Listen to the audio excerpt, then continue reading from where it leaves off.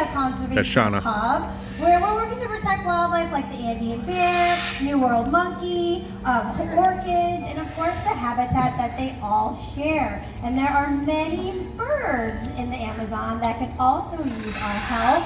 One of which happens to be the macaw. They are brightly colored, very vocal birds that live in pairs and flocks and can travel up to 15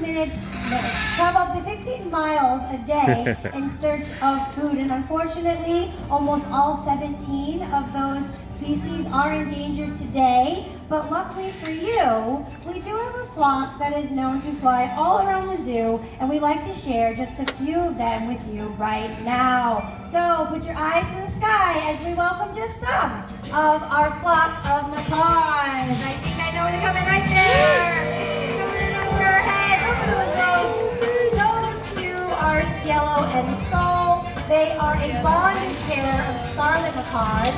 We do know that macaws do bond and for Diego life in the wild, and so here at the zoo, we try to pair bond our macaws as often as possible. Now we do also have a bachelor that may or may not, oh, there he goes, right off here, Diego. He's the prettiest one, by the way. Okay. He is a green wing macaw. They look a lot like Silas, but you can see he has kind of that green down the side as opposed to the yellow. So those are just 3 of the macaws that we have in our flock. But if you green were versus here early yellow this morning, or if you come another day, we do love to open up our zoo with our entire flock. Now, unfortunately, like I said, these birds are almost critically endangered due to habitat loss and human encroachment. And there's things that we can do right here in our own backyard to keep them around for future generations. You guys can all be savvy consumers. And what I mean by that is be careful what you buy. When you're buying your paper products, look for this logo called FSC, Forestry it's not there today. Logo. It's on the back of paper and cardboard products to make sure that that wood was harvested in a way to keep these trees around for the birds. And when you're looking for coffee, go ahead and look for shade-grown coffee. That coffee is grown in the canopy of the trees, not cutting down those trees and preserving that habitat as well. Because like I said, these birds, they travel all day long looking for food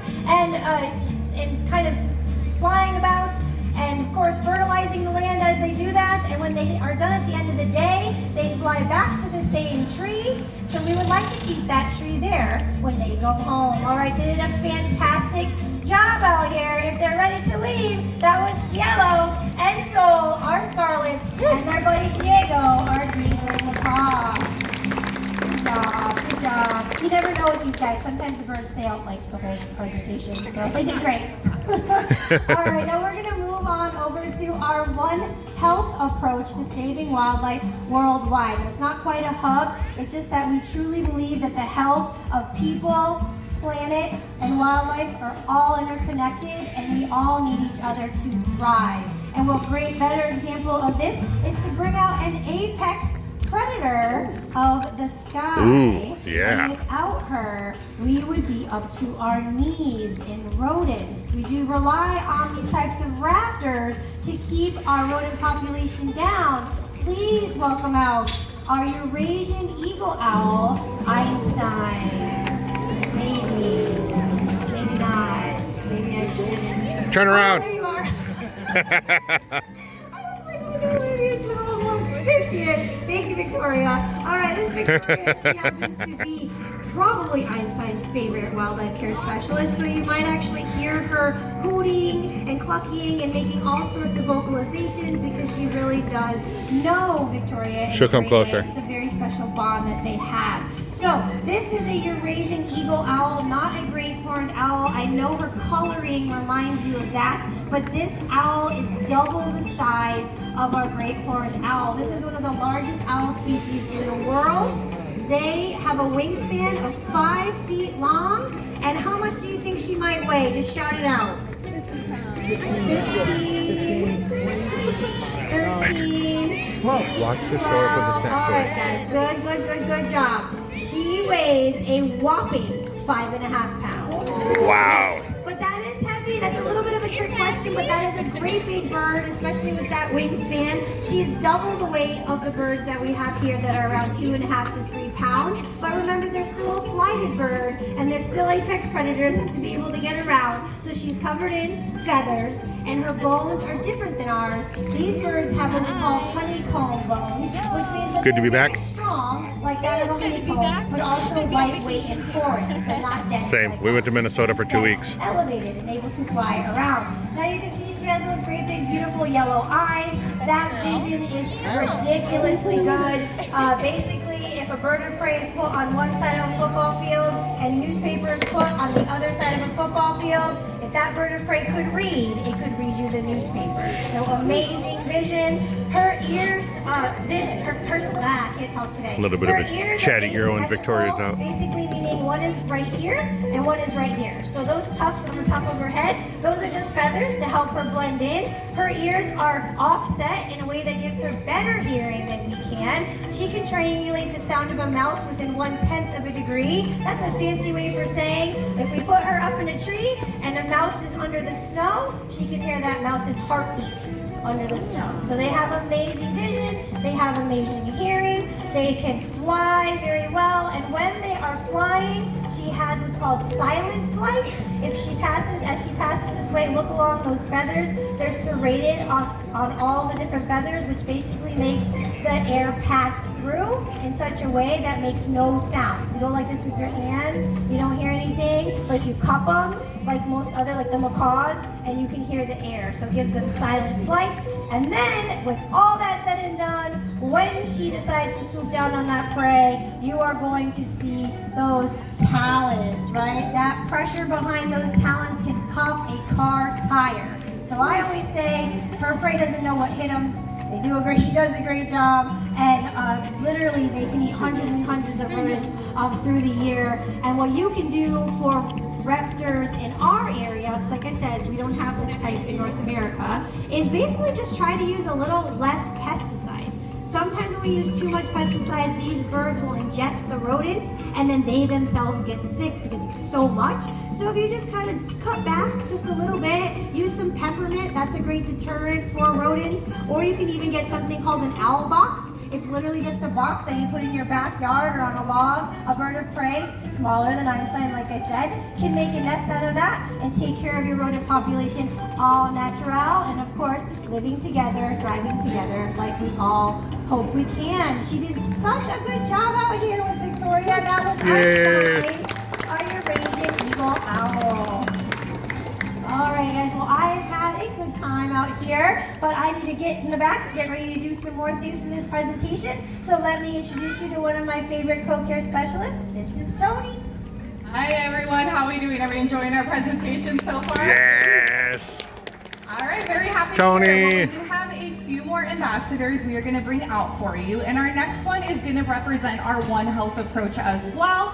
And they do this by being an animal you are familiar with, and that is the canine. Do we have any dogs at home?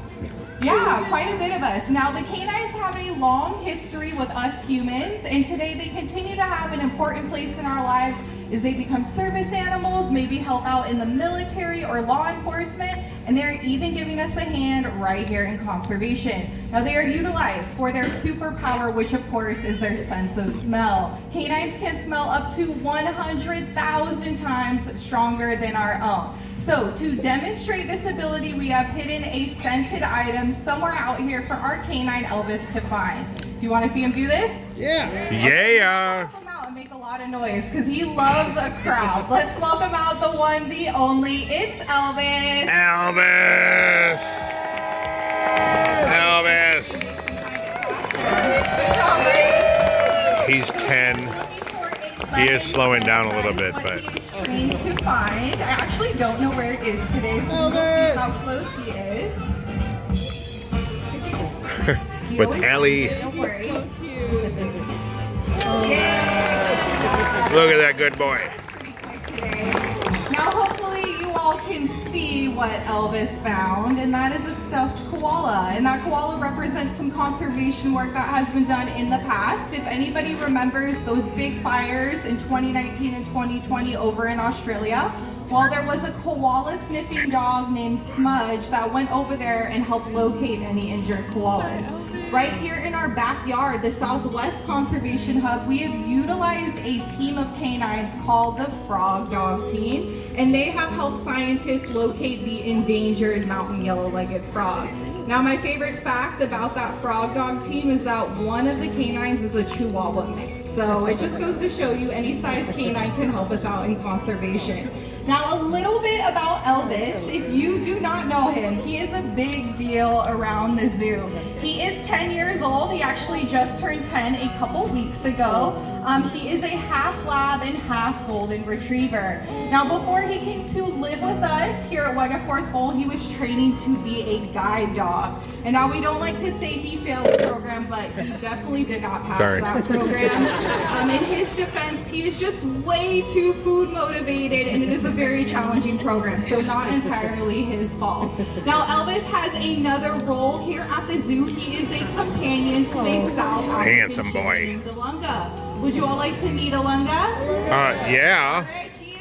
Making her way on out here very shortly, and I could just ask if you guys are coming into our stadium, just find the nearest seat, and then you all are doing great at staying seated so we can make sure she is nice and comfortable. Now, Alunga is going to be representing our African Savannah Conservation Hub. So in this hub, we are working Victoria to with cheetahs Alunga. and a great number of other wildlife like the rhinos, giraffes, and grubby zebras.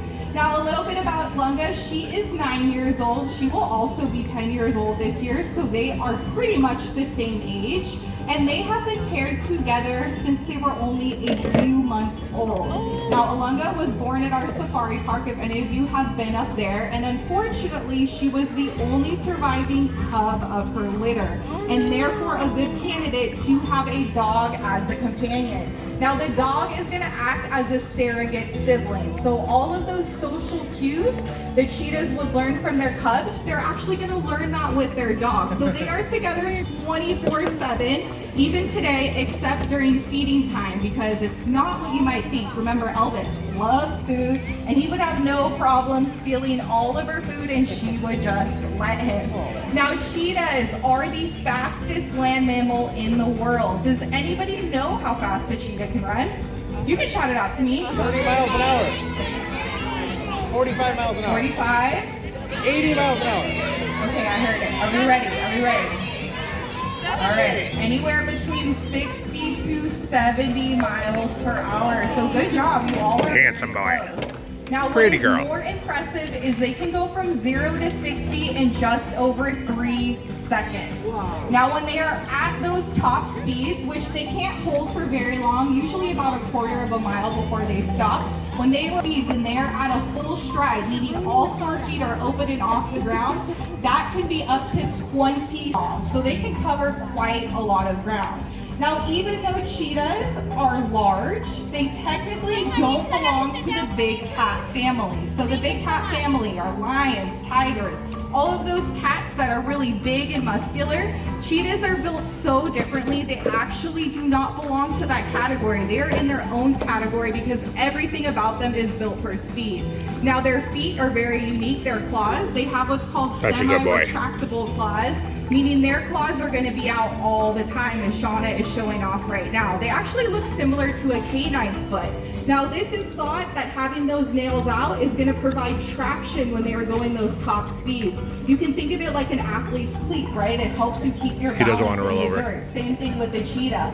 Now, she is showing off that long, beautiful tail, and it's actually unique in shape. So it's not completely circular. It's more in the shape of a hockey stick.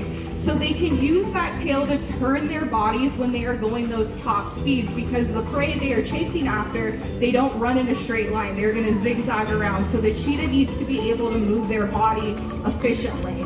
Now, along with that, internally, they're built a little bit differently. So their set of lungs are a little bit bigger, their heart is a little bit bigger, and their nasal passages are also a little bit larger. And that is going to help them intake and process oxygen much more quickly and efficiently. Now, there are a lot of spotted cats around the zoo. So if you're ever not sure about what type of cat you're looking at, you can take a look at their face. Cheetahs have 2 lines on their inner corners of their eyes down to their mouth. They're called malar stripes. and that is unique to the cheetah. Scientists think they have these stripes to help them with the glare of the sun because they're going to be hunting during the daytime to avoid conflict with other predators. So if you're ever not sure what type of cat you're looking at, you can look at their face and hopefully that'll help you out a little bit. Now, cheetah numbers have declined drastically over the last 100 years. It is estimated today there are less than 7,000 cheetahs left in all of Africa. Now, they are facing a lot of the same hardships as other wildlife, such as habitat loss and human-wildlife conflict. But here at the zoo, we are doing our part. I mentioned Olunga was born at our safari park. We have a cheetah conservation breeding center over there. And the goal at that center is really to end cheetah extinction and make sure we have a healthy group of genetically diverse cheetahs. You guys are all supporting us here with conservation as well. Just by visiting the zoo, you are directly supporting us and you all are becoming allies for wildlife, so we thank you very much. Now, I think Olunga and Elvis did absolutely amazing out here. We can give them a hand. They are going to head on back. That was our dynamic duo, Elvis and Olunga. All right, well, here at the San Diego Zoo, we are creating a world He's cleaning where up her all life dropped thrives snacks. through collaboration, innovation, and inspiration.